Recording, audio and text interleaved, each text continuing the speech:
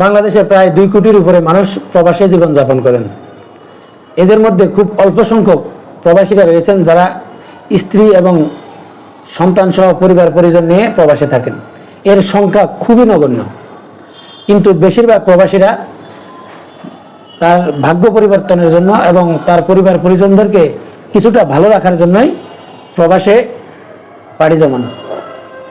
এই প্রবাসীরা খুবই নিম্নমানের কাজ এবং অসহনীয় পরিশ্রম করে বিদেশের মাটিতে বৈদেশিক মুদ্রা অর্জন করে বাংলাদেশে রেমিটেন্স পাঠান এবং পরিবার পরিজনদের কাছে যে অর্থটা পাঠান সে অর্থটা আসলে তাদের রক্ত পানি করে দেওয়া অর্থই। যে প্রবাসীদের কারণে তার পরিবারগুলো একটু ভালোভাবে চলছে এবং বাংলাদেশের অর্থনীতির টাকা এখন পর্যন্ত ঠিক রয়েছে, সেই প্রবাসীদেরকে সবচাইতে বেশি অমূল্যায়ন করে প্রথমে তার নিজের পরিবার, তারপর এই রাষ্ট্রীয় ব্যবস্থা। প্রবাসীরা যে কত বড় ত্যাগ স্বীকার করছে তার পরিবারের জন্য এবং নিজেকে প্রতিষ্ঠিত করার জন্য, সেটা বুঝতে হলে যারা আমরা দেশে রয়েছি তারা তাদের পরিবারের দিকে তাকালেই বুঝতে পারব। ধরুন আমরা যারা দেশে রয়েছি তারা যদি কোনো ঈদের দিন নিজের স্ত্রী এবং সন্তানের কাছাকাছি গিয়ে ঈদ উদযাপন করতে না পারি, এটাই আমাদের কাছে অনেক বড় বেদনাদায়ক মনে হয়। কিন্তু প্রবাসীরা বছরের পর বছর, অনেকে যুগ যুগ ধরেই এই ত্যাগগুলো স্বীকার করে আসছেন। এমনকি অনেক প্রবাসীরা রয়েছে যারা বিয়ে করার পর স্ত্রীকে রেখে বছরের পর বছর প্রবাস জীবনযাপন করেন। এই ত্যাগগুলো স্বীকার করে তারা দুটো কারণে। একটা হচ্ছে তার পরিবার পরিজন যাতে ভালোভাবে চলতে পারে সেটার জন্যে, আর দ্বিতীয়টা হচ্ছে সে যাতে শেষ জীবনে অন্তত পরিবার পরিজন নিয়ে অন্তত আনন্দের সাথে জীবন কাটাতে পারে, সে নিজেকে প্রতিষ্ঠিত করতে চায় এই ভেবেই।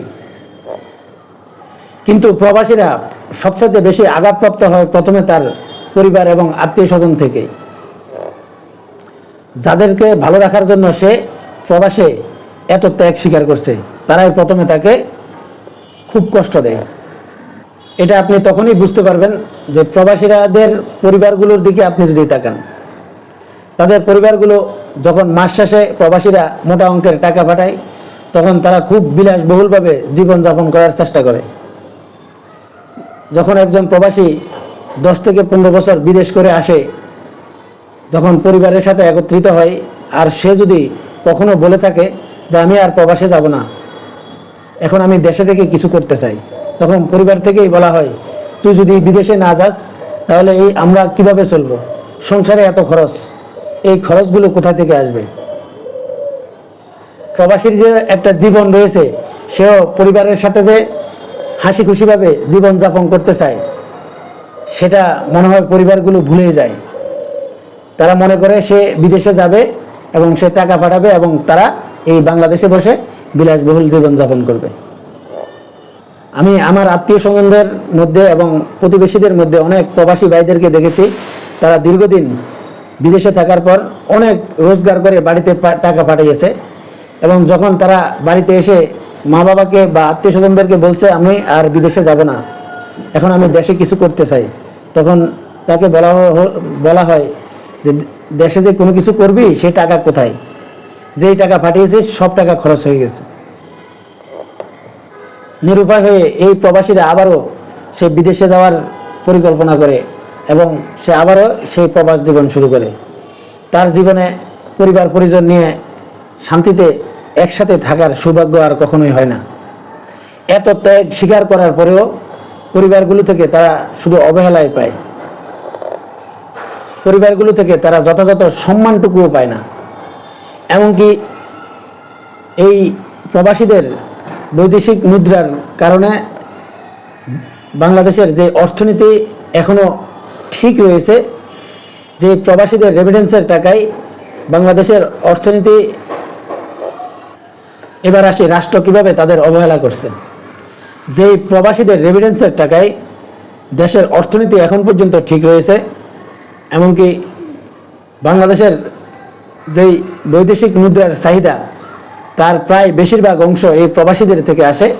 এই প্রবাসীরা যখন এয়ারপোর্টে যাওয়া আসা করে সবচাইতে বেশি অসম্মান করা হয় তাদেরকে এই এয়ারপোর্টে।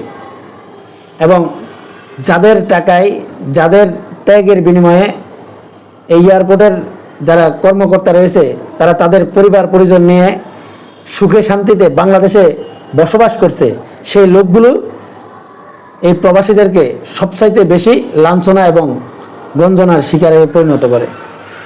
এমনকি প্রবাসীদের লাগেজের দিকেও তাদের চোখ থাকে। তাদের অনেক মালামাল পর্যন্ত চুরি হয় এই এয়ারপোর্ট থেকে।